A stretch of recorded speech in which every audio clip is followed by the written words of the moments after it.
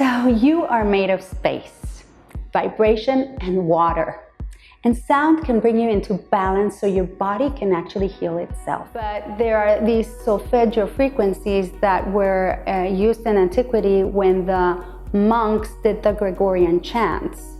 And these frequencies are known to be very, very healing, and they have a different purpose. Each note has a different purpose. For example, the frequency that I love, that's my favorite, is 528 hertz.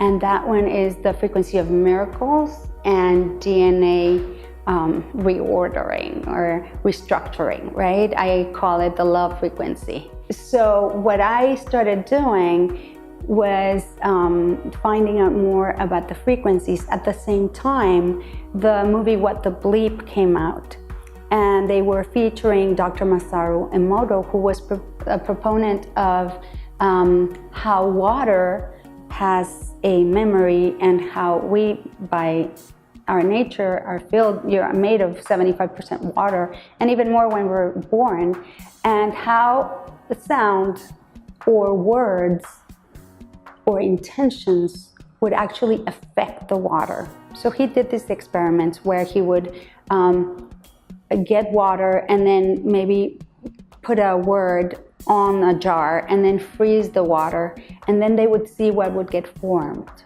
And what they found is that they would get perfectly beautiful snowflakes contained within a hexagonal shape. When they did words of like hate or violence, or played acid music to the water, when they would freeze it, they would get a blob. So if you take back that information into the human body, then we understand that our water molecules, when they are perfectly structured and perfectly healthy, they take on some sort of hexagonal shape.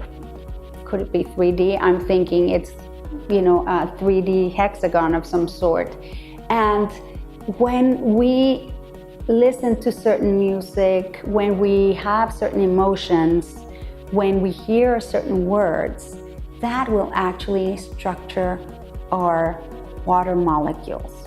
Now, if you go and look at cancer, for example, the pictures of the cancer cells are usually blobs, right? The cells have lost their shape and they're kind of just growing in a apparently random way, and they're just blobby looking. So what did that tell me? That told me that every emotion that we feel, every word we hear, that we take on, that we have our body experience, will actually cause our water molecules to either be structured or not.